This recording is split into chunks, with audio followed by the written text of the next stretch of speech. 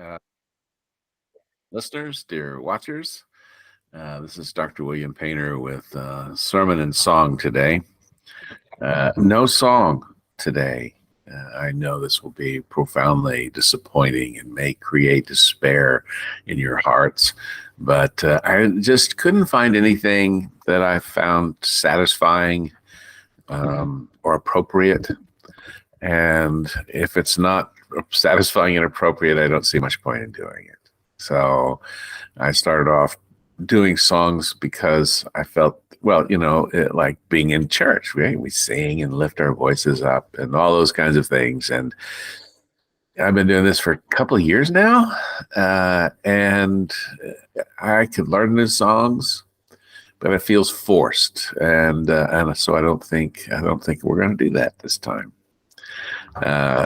In any case, I want to start off. This is the, I believe, fifth Sunday after Easter.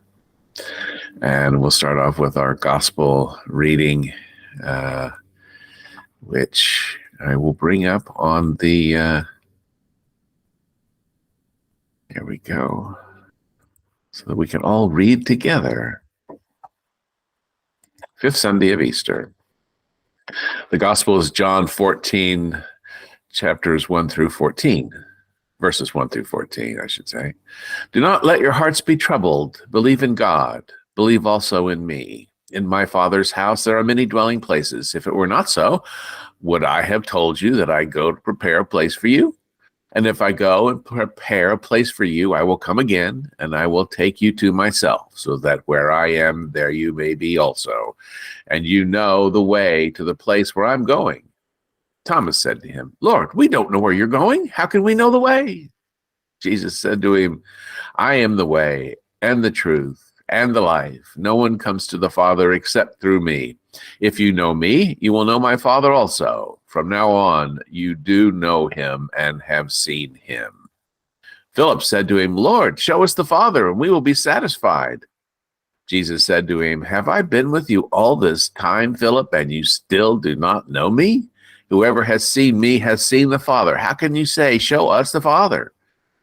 Do you not believe that I am in the Father and the Father is in me? The words that I say to you, I do not speak on my own, but the Father who dwells in me does his works. Believe me that I am in the Father and the Father is in me. But if you do not, then believe me because of the works themselves. Very truly, I tell you, the one who believes in me will also do the works I do, and in fact will do greater works than these, because I am going to the Father. I will do whatever you ask in my name, so that the Father may be glorified in the Son. If in my name you ask me for anything, I will do it. Thus endeth the gospel. Right, so this is a very fascinating passage for me. This is spoken at the Last Supper. Jesus has washed the feet of his disciples. He's telling them, look, bad things are coming, but don't be troubled. And, the disciples are always us. They're always who we are. So we've got Thomas, who is the literalist, the people who interpret the Bible literally. And he goes, well, hey, where are we going? I mean, you say we're going, but I need a map. Jesus says, no, that's not how it works. And then you've got Philip, who is equally worried. He says, okay, look, just show us the Father and we'll believe you. Back to the idea that they can't believe in virtual things. They can't believe what Jesus says. They don't have faith. And so these two representatives of us represent those who want to take things literally from the Bible and those who have to be shown and can't have faith. And Jesus is telling them that not only has he done great works, but if you believe in him, you will do works greater than his. And I know people are like, well, we can't do magic, we can't do miracles. Jesus healed, raised people from the dead, and all that kind of thing. But if you think about it, so have we. I mean, we've had people die, on an operating table and have been brought back to life. We have cured people of heart disease, of cancer, of the plague, of all kinds of medical. Certainly the people in the time of Jesus would have considered them absolute miracles and greater than any of the things that Jesus demonstrated to them, except maybe walking on water and turning bread into wine, or water into wine. We haven't done that yet. But the point is not for us to do miracles. The point is that if you believe, then you will do works that will exceed the works that Jesus did. Now, this reminds me of a story I was told by a gentleman, and he was telling me this story because it had nothing to do with religion or anything. It had to do with being alone and being afraid.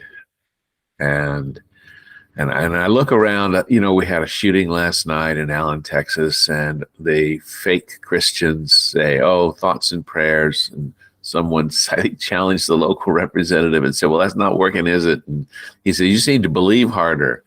And I think, what, I'm supposed to click my heels 3 times more? Prayer changes us so that we can make changes. Prayer is not a miracle worker. Okay. I don't believe that's how that works. Prayer is not a quarter you put into a gumball machine. Prayer is something we engage in, and then it incites us to create change. So back to my little story, there was a boy. He was a boy. Well, of course, most men are boys at some point. Anyway, when he was a little boy, 5 years old, he lived in what had been a prisoner of war camp for captured German soldiers. And they had these camps. They weren't the internment camps of the Japanese. These were POW camps for German soldiers. And I think they tried to make them work or tried to rehabilitate them. And they weren't just punitive like the Japanese internment camps were. And so in this community that had been a POW camp, there was an operating room, there was a hospital, there was a dispensary, there were dorms or buildings, or rooms where they lived. He told me that the house they lived in, the bathroom had 2 toilets and 2 sinks, which as a little boy he found absolutely fascinating. But there was in this place a hospital, or what had been a hospital. It was an abandoned hospital, and it had been abandoned for some time, some decades. And so, being a little boy and adventurous and curious, a little boy, he decided he would walk by it several times, would see it. He was on his own, no parent around, no mother to look after him and tell him no. And he finally screwed up the courage. He thought, I wonder what it looks like inside. And so he walks up to the big doors, opens up the doors, and walks inside this hospital. And it's a big hospital. It's like at least 2 stories, maybe 3 stories. He told me his memory fades a little bit because he was only 5 years old. He was just a little tyke, And he's walking through and just fascinated, looking at the empty rooms, empty halls. The multiple entrances along the side were covered with briars and brambles, the ones with thorns on them. And it had overgrown, around this hospital. And he walked around looking and then he decided that it was, he needed to go home, but he couldn't leave because he was lost. He was lost. Now, I know that in this hospital, it would not have been difficult to find your way out, for an adult to find their way out. But for a little boy looking up and around, he was lost. And then he became troubled and he wanted to leave and he couldn't. So he tried some of the It was in a long hallway, he said, and there were periodic doors that opened outside. And so he thought, well, he can get out this way. He doesn't have to go find the main entrance. He can get out these doors. And they were all bolted, so he could remove the bolt and open the door. But they were covered in the stairs were covered in brambles. I mean, he couldn't walk through them, and being a little kid in big brambles, it was scary and hurtful. So there was the way was closed for him. These doors, there were none of the doors along the hallway were open to him. They were all shut and bolted. And when he removed the bolt and opened the doors, it was faced with brambles. There was no clear passage out. And as he was starting to get a little panic, he told me, and then he saw a dead bird, just a dead bird lying on the floor. Had gotten in and like him, couldn't get out. And he immediately saw that this was where he was headed. He was going to be like this dead bird. He was just going to die here, and no one would know. And this was the end of his life. And, all because he decided to have an adventure in this hospital. And he heard a noise, and he followed the noise. It was a saw, like a skill saw. And he followed the noise, the skill saw, and he found a carpenter working in one of the rooms. And, I'm sure doing some rehab work or doing some rebuilding, repurposing. And he didn't know why he was there, but he could smell the smell of fresh cut wood and cigarette smoke, right? And so he went there, and he stood there in the doorway and watched this workman. And he was tears streaming down his cheeks, and the workman looked up at him and said nothing to him. And the little boy said, "How do I get out?" And the workman, I think, pointed. He told me the workman pointed in a direction, and then turned his face away and began working again. And being a little boy and talking to a stranger adult, he didn't press. He didn't ask more questions. He didn't demand help. He didn't, anything. He just turned and walked away, looking in the direction that this gentleman had pointed.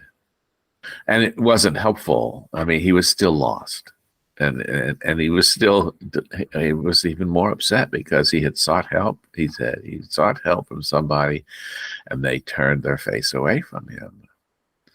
Well, the end of the story, it was a happy ending because obviously he didn't die like a bird, because as an adult, he was telling me this story. And what he ended up doing was he went back to one of those exits along the hallway and pulled the bolt out and found some briars that he felt he could jump over, and then just took a leap of faith and jumped over the briars, landed in some of them on the edge, got his fair share of nicks and cuts, and then went home in tears to tell his mother the story. The gentleman told me she couldn't have cared less. I mean, I believe he told me her response was, "Well, don't do that." Well, he told me this story years ago, and as I read the passage today about Jesus talking about being troubled and going on a journey and preparing a way, I think about us. All of us have troubled hearts. We're all in a hospital somewhere, an abandoned hospital, and we're trying to find our way out. And the worst person in that story, as I reflect on it, wasn't the mother who was negligent and letting her 5-year-old run wild, like where the wild, like Max, where the wild things are. At least Max got sent to his room. No, the worst person in the story was the carpenter, who didn't stop what he was doing to help a child who was clearly in distress find his way home. There was no adult around, and the carpenter couldn't be bothered. And when I look at our world, I look at that carpenter, I think about the carpenter in this man's story, And I think, you know, there are too many of us that are like that, who see trouble, who see pain, who see fear and suffering, and we just turn our face away and go back to our task. We see on the news people being murdered senselessly with weapons of war, and we scroll past it. We turn our faces away. We don't do the works that we say we believe in. And if we truly believe in the Father, we will do those works, which means, according to Jesus, they don't really believe in the Father. They're not really believers. They don't believe in Jesus. They don't believe in the Father because they don't do the works that Jesus did. They don't heal the sick. They don't comfort the troubled. You know, this whole passage opens up with, do not let your hearts be troubled. Believe in God. Believe also in me. You know, and when first I read that, I thought, you know, who's this guy telling me not to be? He gets troubled. He was troubled at Lazarus's, hearing about Lazarus dying. You know, he was very troubled. He cried. It's not about that. He's saying, don't. I know you're in the empty hospital, and I know you are fearful, and I know you are lost, and I know you believe you're going to end up like a dead bird in this hospital. And I know there are people there who don't care. But don't be troubled, because believe in God and believe in me, and we will find a place for you in the house of God. Well, that's my story, and I'm sticking with it. I suppose we don't need a song to go along with that. I'm sure you can think of one of your own. I would implore you to not be like that carpenter, to not turn your face away, and to show your faith in works. God be with you, and I'll see you in a few weeks.